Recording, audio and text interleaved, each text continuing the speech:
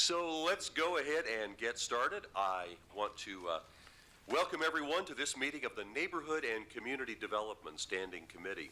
Public comment is welcome. Anyone who wishes to speak on any item that is on the Standing Committee agenda may do so when that item is up for discussion. You'll have 5 minutes to make your comments, and we'll ask you to go. Ooh, I see there's not a microphone. We'll put one there if we need it. Ask you to go to the podium over there by the screen if you wish to make any comments. Come forward to the podium at that time and you will be recognized. Also want to make sure for accurate recording purposes as well as broadcast purposes that everybody present please speak directly or at least very near a microphone. I sat in Commissioner Markley's standing committee a couple of weeks ago and it became really clear to me in the back of the room that it is hard to hear if the person who's speaking is not close to a microphone, so we do ask you to do that. Also want to thank Commissioner Markley. Commissioner Murguia is out of town on business today, and so Commissioner Markley is going to join us for this particular standing committee. Let's go ahead and have roll call, please. Markley? Here. Walters? Here. Murguia? Townsend? Here. McKiernan? Here. And our first item of business is approval of our minutes from our meeting of February 3rd and March 3rd, 2014. I would entertain a motion to approve those minutes. I move to approve the minutes. Second. There's a motion and a second to approve the minutes from February 3rd and March 3rd, 2014 as submitted. All in favor, say aye. Aye. Aye. All opposed, say no. The ayes have it. Those minutes are approved. So the first item on our committee agenda tonight is an announcement regarding our investigation into a vacant building registration. And so Colin Welsh from Legal is going to just bring us up to speed on what's happened so far, just to make sure that everybody else on this committee is aware of the research that he's doing. Okay, so at the last administration standing committee, we brought forth the idea of a vacant property registration ordinance. That was a product of some research into taxing the prospect of taxing vacant property at a higher rate. The legal department determined that was unconstitutional, but put forward the idea of this vacant property registration ordinance. So we opened that up at administration, and Commissioner Markley and some other commissioners they asked us to go do some more research and come back. Primarily, they wanted us to look into the experiences of other cities. So we have, myself, Greg Talkin, and Wayne Wilson have been making calls to other municipalities. We've had extended conversations with about 4 at this point. That's probably all we need. So we're collating that information, looking at best practices, and then trying to figure out how best to apply it to our property situation here. So as you can see from the synopsis, we'll be presenting more of this at a later date, but I think there was some confusion about whether we are going to be on tonight or not. So. And the mayor just wanted to make sure that Commissioners Walters and Townsend were just up to speed on the fact that we're investigating this. Other communities use the vacant property registration as just another way that they can try to keep tabs on and keep vacant properties up in terms of how they look, how they affect the community around them. And so we're going to try and get some best practices from some other communities so that we can hopefully mitigate some of the negative effect of vacant properties in our various neighborhoods. Thank you. I'm glad for the update because I was hoping when council mentioned a previous standing committee, I hadn't missed this before. One of the things that I was interested in finding out again was the purpose of this, because just reading the brief synopsis, one of the things that I was concerned about is if we create a vacant house registry, that would be a public record, correct? And that might just become a list for vandals to say, oh, this is empty. Let's go here and hang out or start a fire or whatever, or strip the interior. So I'm quite concerned about the downside of this and what it is we're trying to achieve and, you know, the real purpose for this, because that is a real concern. from me? What are we trying to get from this versus creating a public record that might just become a vandalism potential registry? Well, I'll take a look at whether that's some information that we would have a reason to protect, but I'll also ask these other cities, I'll call them again and see if they've run into this problem, but it's a good thought. Fantastic. Thank you. We look forward to the information that you get from those other cities. Thank you. You know what he's really thinking is, geez, I have to present to Angela again. She just keeps popping up every time. All right, item number 2 on our agenda tonight is disbursement of alcohol and drug funds, and that's Angie Maslowski, with an update on an issue that this committee discussed. You come on up here. Yeah, all the way up here. Beautiful. We're not going to make you go to the podium. You get to come to the front row. So Commissioners Walters and Townsend will remember that we had discussed this with Angie 4 or 5 months ago. Back in December. Yeah. I brought this in front of the board. And asked her to go back and then come back to us. So, Yes. So in December, I brought the recommendation from the Drug and Alcohol Advisory Board to fund 3 programs with the 2014 taxes. And the board unanimously approved 2 of the applications and rejected 1 application and asked me to put that back out for proposals. We did that. We received 2 proposals. The Drug and Alcohol Advisory Board unanimously voted to fund the Mirror Inc. for a peer mentoring program. This is to help people who are in the recovery process to stay sober, to help them engage in positiveness and find positive ways to redistribute their time. So the advisory board is recommending to fund the Mirror Inc. for their peer mentoring program at $23,961. This left a balance of $500. The board is looking at having a semi-retreat sometime before the the 2015 application is announced. We would like to rewrite the application to more look at what the needs are of Wyandotte County. Instead of having such a general application, we want to be more targeted. So instead of saying, bring your program to us, say these are the types of programs we're looking for. that would be fantastic. Any questions or discussion on the advisory board's recommendations? I'm glad to hear it was a unanimous vote. Yes. I take it there were no procedural problems this time? And Nothing, everybody's on board. nothing happened this time. It went very smoothly. Great. If there is no further discussion, I would entertain a motion to Mr. move. Chairman? Yes, I just note that Angie's asking for this to be fast-tracked. that is Yes. correct, yes. I do need it fast-tracked. If we approve this tonight to forward to full commission, it would be fast-tracked and would be contained on the April 10th meeting, so that is the Correct. upcoming meeting of the full commission. Correct. So that we can have some time urgency and get this then done. Correct. The reason is we're already through the first quarter of this grant period. Thank you, Mr. Criswell, for bringing that up. We are through the first quarter of this period, so we're asking that this be fast-tracked so the peer mentors can be hired and we get this program up and running as soon as possible. I move for approval and on a fast-track basis. A second. There's been a motion and a second to approve the advisory board's recommendations and fast-track to the April 10th full commission meeting. Any further discussion? Roll call, please. Roll call, Markley. Aye. Walters. Aye. Townsend. Aye. McKiernan. Aye. Thank you. Thank you so much. That's right.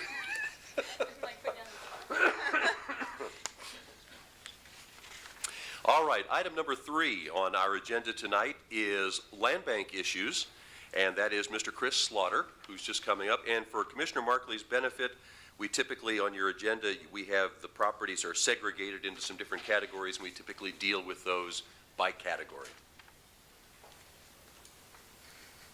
Good evening. Good evening. Okay, first thing we have 2 properties that are being requested to donate to the land bank, and that is 808 and 828 South 25th Street. If approved, we will also have these as applications coming up. There is a group that is willing to purchase these once they're come to the land bank. So we want to recommend that they be approved to be donated to the land bank. Any discussion or questions about those two transactions?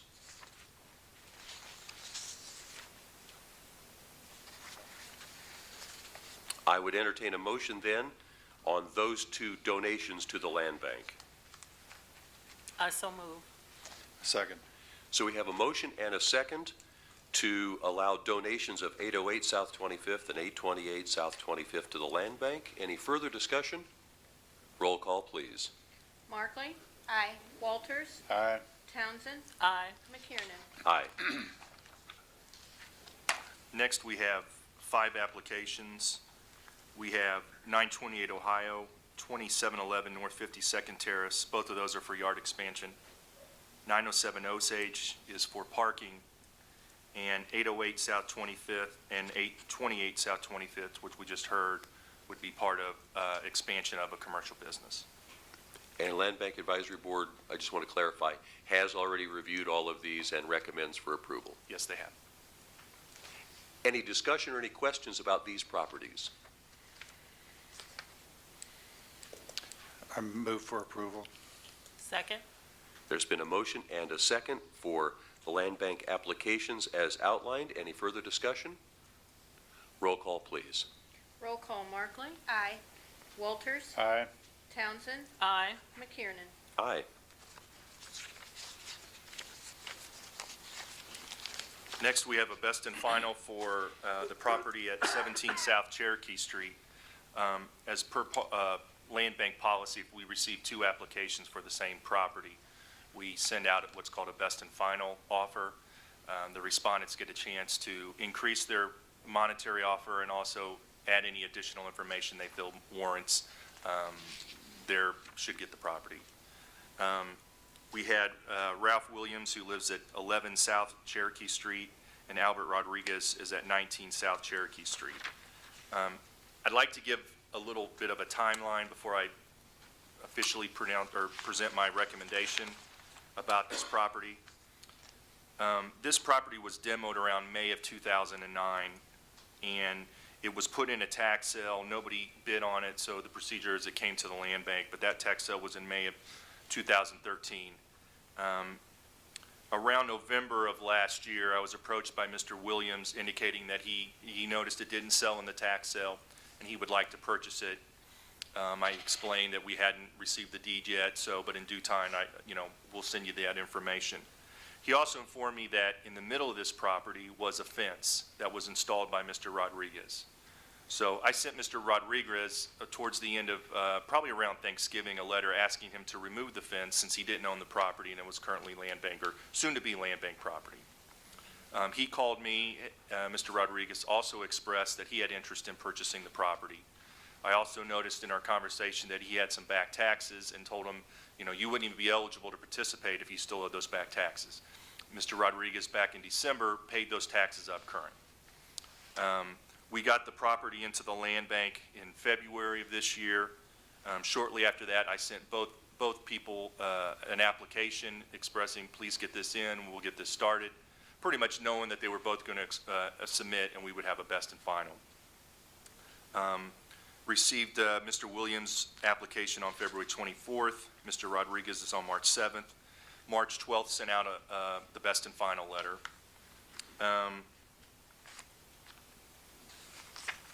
From the first conversation with Mr. Rodriguez to the second, we've had some ups and downs. I'll just put it that way. Some polite, some rude. But to be professional, we decided to still move this forward and see where we got.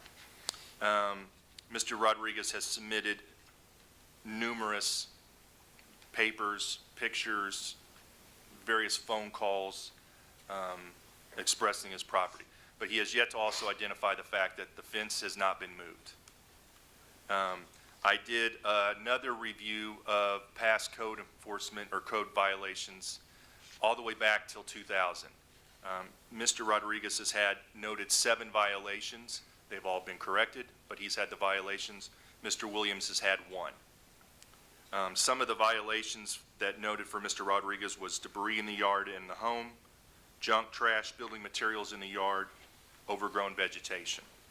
Mr. Williams's one code was that there was a truck parked in the yard.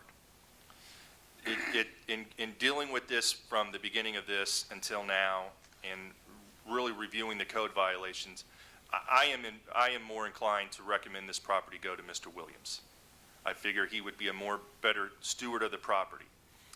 The caveat is, he doesn't want the property if the fence won't be removed. So the land bank's position is going to be that this fence be removed by whatever means possible. That's really all I have on that, so I'll just stop there. Any questions or discussion?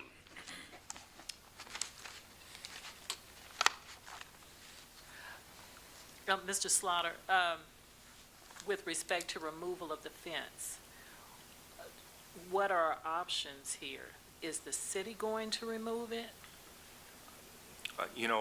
What I will probably do is ask code enforcement to look into this one more time, have them start their proceedings, probably amplify that from our office with another letter stating that we would like the fence removed. After that, I would probably rely on their department on what should be the next steps, either that or legal, what should be the next steps to do. I don't anticipate personally going over there and taking this fence down. No, not you. No, I mean, that would keep me away from the office, but, we'll be as nice and patient as we need to a point. But again, this fence was erected on property that Mr. Rodriguez never owned or possessed. And, I've never really received a reason why it was put up. But, we'll work with him to move it and have it relocated and given the time, but I think up until a certain point. Okay. How long is would Mr. Williams be willing to wait to have the fence removed? I haven't asked him that question. I mean, he's just been pretty adamant that if we were going to split it, he doesn't want it. He would like the whole property. And again, I think he's demonstrated that he's also been a good steward of his own property. We have the normal 180 days to allow someone that's been awarded property to claim it.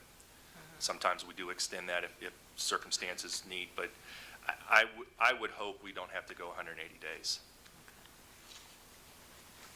I did see a hand go up back there, and since we do allow public comment on any item that we are discussing, can we get a microphone there at the podium, please? And I'll invite that gentleman who raised his hand to come forward to this podium.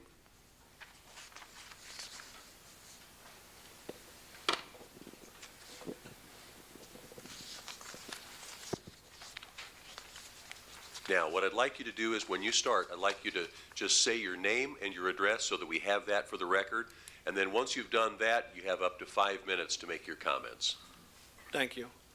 My name is Albert Rodriguez from 19 South Cherokee Street. I live on the south side of the lot of 17 South Cherokee Street. As far as the fence is concerned that Mr. Slaughter's talking about, the Wideners, Charlie and Donna Widener actually put up that property line.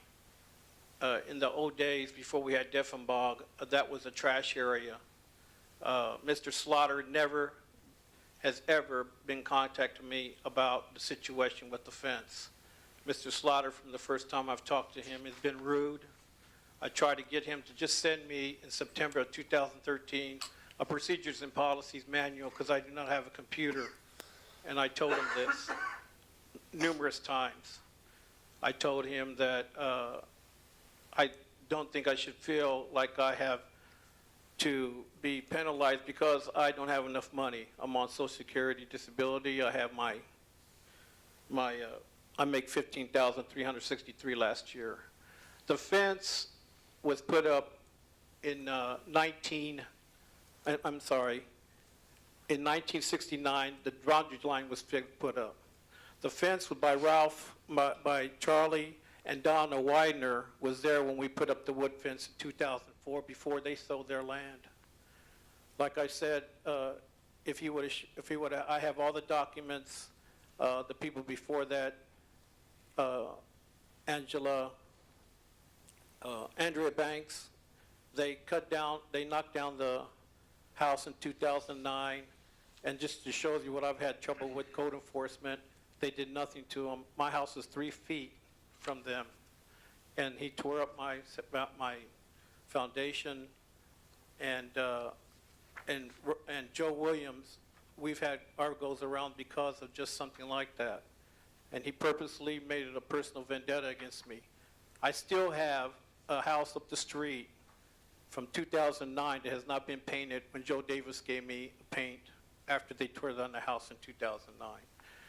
But I don't think I should be penalized because of code enforcement, because that, even up until the last one, there was a bag of trash that I was going to put out, and she, Amanda Sappington, that was taking over for Joe Davis, gave me a ticket. And today, Ralph Williams has a faucet in his yard from August of 2013.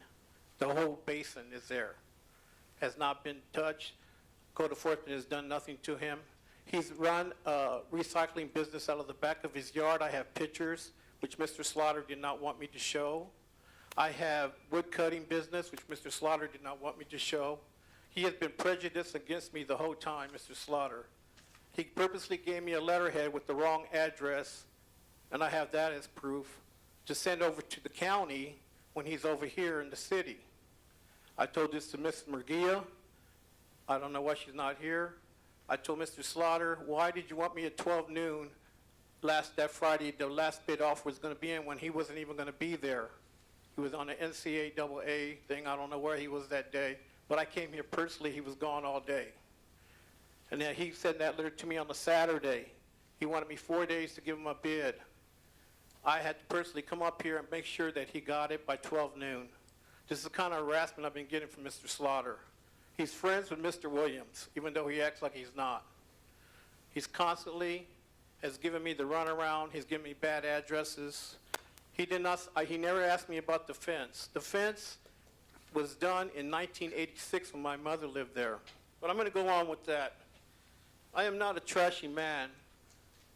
I do not deserve this kind of ridicule that Mr. Slaughter has just said, which I knew he was going to do.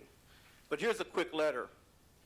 Dear trustees and members, thank you for your consideration. My 2013 fixed income was $15,363, and 2014 net monthly income is $1,300, which comes up this year to $15,800. This explains, unfortunately, my low bid of $301. The south side property is 3 feet from my house. I've had total insecurity, privacy. Ralph Williams has done nothing but harass me on that property since the Donna Widener's has left. He told me that he's going to make me cut down that fence, and that's all he cares about. He has 3 lots, plus the house he lives on, and he doesn't do anything but cut the grass. What I propose to do, and I have a map here, is give a detail. I'll give of how I'm going to turn it into a gardening area for the neighborhood. We just had a Turkey Creek Cherokee Interceptor for $3 million that you guys put in there, the sewer. And I feel this would be more than adequate to help out the 21st neighborhood in our area. You have less than a minute, sir. I have also from my pastor from Holy Name, which is on Iowa Street. He gives me a recommendation, which I can, more than show you that I am not the kind of person that does what Ralph Williams does with his land. I have pictures that I can show you if we want to continue this. All I want to do is, my plans in detail will turn this lot into a beauty. It would give me some sort of security from having a line that Ralph Williams would put a fence up. If you put 1 foot in front of the other 3 times, that is how far he would be close to my house. All right. We appreciate Thank your you very much, presentation to sir. us. When we have 2 people who are going for the same piece of property, is it a Yes. competitive bid situation? Not necessarily. Money sometimes is not the deciding I factor. see. Has And the land I bank- will say both bids were relatively similar. Okay. Has the Land Bank Advisory Board looked at these competing offers? Yes, I have spoken with Rosedale Association. I have spoken with the code enforcement officer of that area.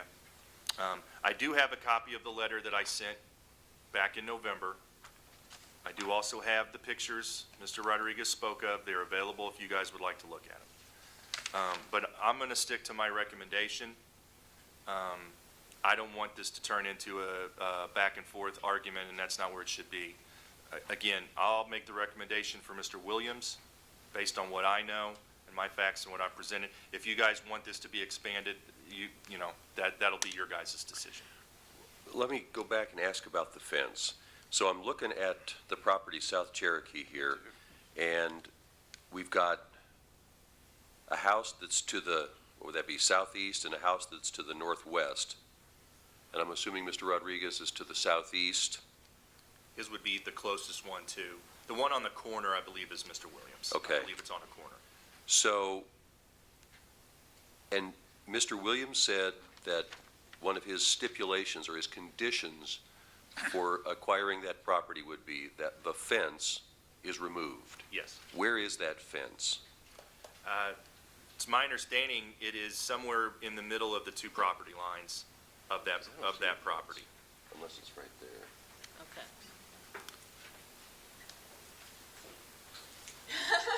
We're all huddled over Brian's map here. Because I don't see a fence. You might have to That's- come huddle and see This if is you the can show us where the property fence is. right here. Yeah. And there's one house and there's the other. I mean, this fence is, Actually, I'm going to ask Mr. Rodriguez to come back. Where is the fence with This- relationship to your property? It's in the back part in the corner by, that used to be a shed. And it's just a property, a little piece of property Yeah, that's what I'm thinking. that's in the corner. And like I said, it's been there since, when they didn't have Diffenbach, they used it as a trash dump. Okay. And whose property is the fence on? Is it on the land bank property? yes. The fence is on the land bank property. As of now, but I meant before, it wasn't. I understand. Okay. So as of today, the land bank owns that parcel, and the fence is on the parcel owned by the land bank. Perfect. Thank you, sir. Appreciate You're it. welcome. Question. Yes, ma'am. We're asking that Mr. Rodriguez remove the fence. He mentioned several fences and several dates from the notes I took. Did Mr. Rodriguez erect the fence that we're asking to be removed? I want to be clear. To the best of my knowledge, no. Actually, all three of us did that. Mr. Widener, Donald and Charlie Widener and myself. What there used to be there was weeds. And it was so bad that I came in 2004 and took out all the weeds and took out all the metal. And Mr. Widener was there and Charlie's was there, and Donald. And we did that because our houses were so close and there was weeds coming on our houses. I mean, we're in a neighborhood where if I touch this far, I'm touching the house. So that's why I would have never put the fence there. I asked the Wideners, what do you want? Do you want me to put it back the way it was? And they kept telling me, we want what we put up. And that was their metal fence. Because they didn't want nobody coming in from the back of the alley, coming into their house because they worked at KU Medical Center. And they kept telling me over and over, we gave that lot to your mom, that little piece of lot, that's all we want, is that. And it goes back to what used to be a shed area and this sign. It's not a big thing. The only reason I haven't cut it down is because one thing is I wanted the lot because I want to redo the whole thing. It's not that much. It's only 30 foot by 114. And I feel it's unfair that Mr. Williams already has two lots, plus the lot he's on. Why does he want the other lot? I mean, he knows it's a personal vendetta because he knows that I'll be stuck. I don't have even in a yard. And like I said, I understand where Mr. Slaughter's coming from because he's been like this with me from the get-go, and I don't understand why, but I do have a reason why. But that's another matter. Appreciate it. You know, and Thank you. Thank you very much. relationships between neighbors is not something we can really get into as a function of Well, the it's decision. not, it's Mr. Slaughter's relationship with me. As a function of the decision that we are being asked to make here. So as it exists today, that fence is on the land bank property. And Mr. Williams says that if he acquires the land bank property, he wants that fence to be removed by someone other than him. That's a condition of him acquiring the property. That's the way I took it, yes. I think I'd like to get clarification on that because certainly I don't think that's something we would typically do in when we're transferring a land bank property to then invest in removing a fence. That would typically be up to the person who acquires the property to do whatever they wish, wouldn't it? You know, if he had come and volunteered to do that, you know, I would certainly have entertained that. Mr. Williams obviously isn't here to speak for himself, but I will say that, you know, I think there is issues, tensions between the two neighbors, and having him go remove that fence, I don't know if that would escalate things or not, but, I mean, we can get whatever clarification you need. Sir, I'm not, like I told Mr. Slaughter when I gave him a letter, I'm not the kind of person that holds grudges or vendettas, no matter what kind of person he is. All right, I sir. will, what about other fence? I will tear it down if you give it to Mr. Williams. Sir, thank you. You don't have to worry about it. Appreciate that. Appreciate it.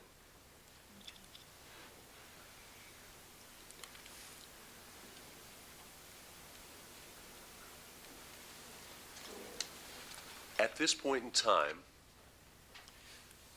we can either have some additional discussion, we can ask some additional questions, we can make a motion on Mr. Slaughter's recommendation, make a motion on disposition of the property, or we can ask for a little bit more background research, maybe a little bit more interaction with the two parties with consideration of this property at a future meeting.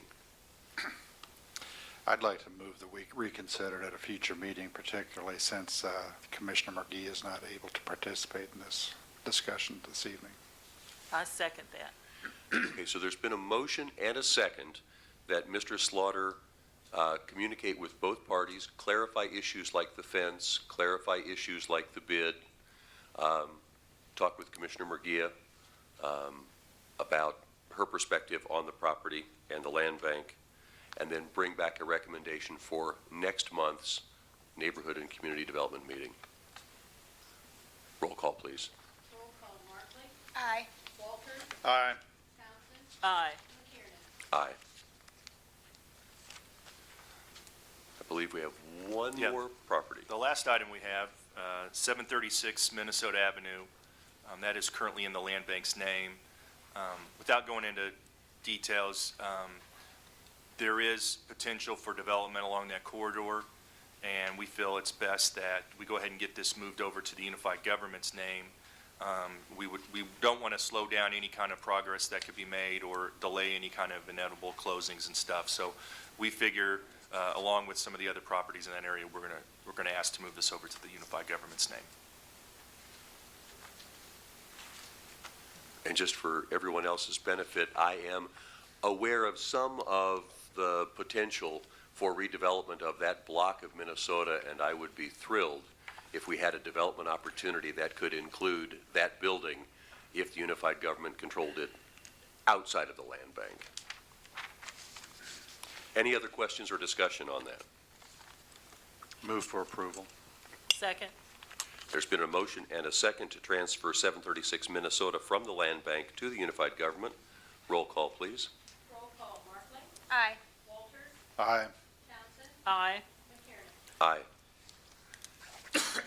Thank you, Mr. Slaughter. All I have.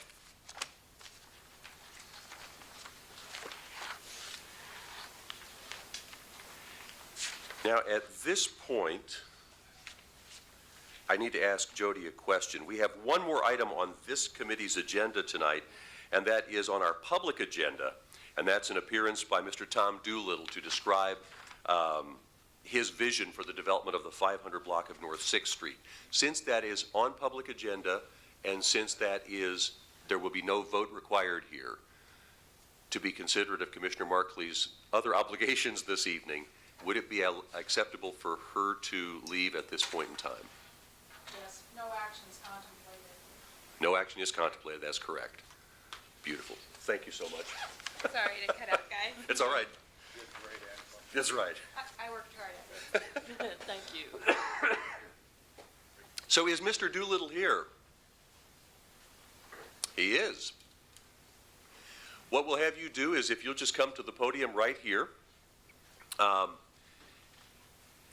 Beautiful. We'll make sure that he's got, and does he have a presentation as well? Yes. Are you able to see the screen from where you are okay?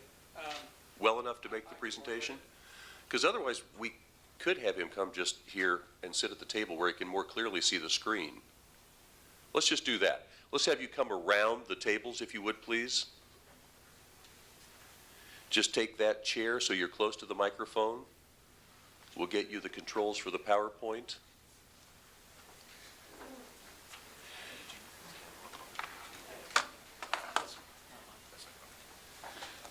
So Mr. Doolittle has a short presentation for us this evening on his vision.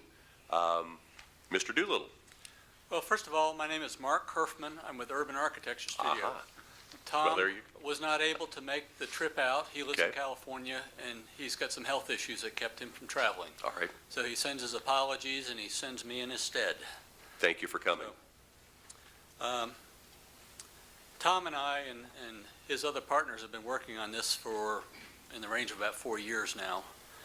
If we can put that first slide up. Oh. It's smarter than me. Yeah, right We there. have,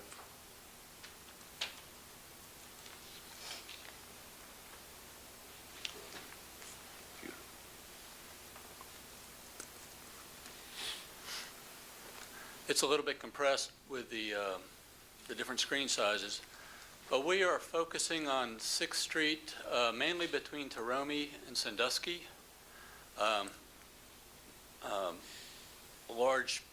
All of the vacant or empty buildings there are controlled by Tom and the Gaslight LLC. So that's kind of the genesis of the development, is really focusing on a pocket to come in with mixed use, and then after that gets developed, there are infill opportunities a block or so on either side of it, and even further down 6th Street, where there are either buildings that are not currently being used or some vacant lots. But we're proposing coming in with a mixed-use development. The first phase would be the 607 Taromie building that used to be the Juvenile Justice building over there. It's a two stories, 7,000 square foot building. Our goal would be commercial on the ground floor and residential loft-style apartments on the upper level, or potentially a live-work kind of scenario there. I know that right now commercial tenants are hard to bring into the area. But we have some details on that building. We've done quite a lot of study on it, and that's a building that I think it was in 2010 that Tom acquired that building. Phase 2 would be the site of the former Snow's Meat Market and Wind-Up Paper Company, which Tom purchased. Our initial attempt was to save and reuse the buildings, but they were so far gone that they've been taken down, and so now that's a vacant lot. But again, we see that as an opportunity for mixed use, commercial or retail on the ground floor, and then residential up above. This project really all started in 2003 when Matt Tomasek and I worked with him, and we renovated the Tacoma Sack Biscuit building there. And that has 2 apartments above and the bakery and the cafe down below, and that's been a very successful venture to Matt. So kind of the goal was to expand on that same theme. into the 607 Taromie building, and then into the, build new on the Snow site. And then again, on either side of it, there are vacant lots. We've had some discussions with the owner of the property to the south. And there would be some interest in selling us that land. To develop those, again, I would see those as being townhouses. And again, maybe a live-work kind of townhouse situation. I know that some of those have been done in the downtown area. But that we would see those as kind of the final phase. And then again, I know that there are a number of vacant buildings along the street that I think, we would have the potential to stimulate growth and extend into those buildings and recreate 6th Street and maybe even much the way that 5th has been done. And several of the things that we would be interested in asking the city for consideration is one, any sort of letter of support that we can have, obviously, that would help going as we go forward to the banks and those kind of things. We have been working with Charles Brockman to examine the economic development incentives that are out there. Currently, the building at 607 Taromie has a parking lot for about 25 stalls. It's 3 doors up to the west there, that gray lot in the middle of the green block. That is a parking lot. It came with the 607 building, so we own that. We currently have sufficient parking to do what we need. But we'd ask for some consideration in potentially using the lower level of the city lot over there, which is much underutilized right now. And we feel that for attracting both residents and businesses, having parking across the street would be advantageous, would be a much more, that would be an additive incentive rather. And again, we have plenty of parking on our own. The building on the old Snows site, the way the land slopes, we would look at putting a parking garage in under the lower level. Okay. Back where there used to be a basement under those buildings. And that would be accessed off of that back alley. And then I think the final thing we would ask for consideration of is some of the improvements along 6th Street, much like that has happened on 5th Street with the efforts to make that a more pedestrian-friendly street with some of the bulb outs and the traffic crossings and some of the traffic calming elements that are down there. 6th Street, like 5th, is a wider than normal street because there used to be a streetcar down. So there's ample room to do those sorts of things. We haven't engineered it, but I think there's ample room to even do something like a roundabout up there at that odd intersection it's a mass of islands and signs. And I'd love to clean that up. I think it would be good to do anyway, but I think it would be very beneficial toward identifying this sort of gaslight district that we're looking at. Wonderful. Well, being as it is just a few dozen yards from where we're sitting right now, this 6th Street is in my district, and I would tell you that I would be thrilled to have a development on 6th Street that would include a complete streets concept that would be pedestrian friendly, that would have both living and would have businesses on it. From our committee's perspective, what I would suggest that you do is continue to work with Mr. Brockman, continue to work with Mr. Brakovich and other members of our economic development team. They are the ones who can actually get to the specifics of property acquisition, any other incentives, and anything that we would write into a development agreement. Once that's been done by our staff to everyone's satisfaction, then it would come back to us, and that would be something then that this committee would vote to approve or not. I mean, so that would be something that we would come back for a vote actually to the Economic Development and Finance Standing Committee. I applaud you for your vision. I think it would be fantastic if we could get this. I would encourage you and Mr. Doolittle continue to work with members of our economic development team. I'm sure that they can be very helpful in coming up with all the aspects of the development and how we might be a partner with you. I do have one question, though. 607, did I see an unfit sticker on that the other day? Yes, I think there is one. I had not heard about that. I was over there taking pictures a couple of weeks ago and I saw that.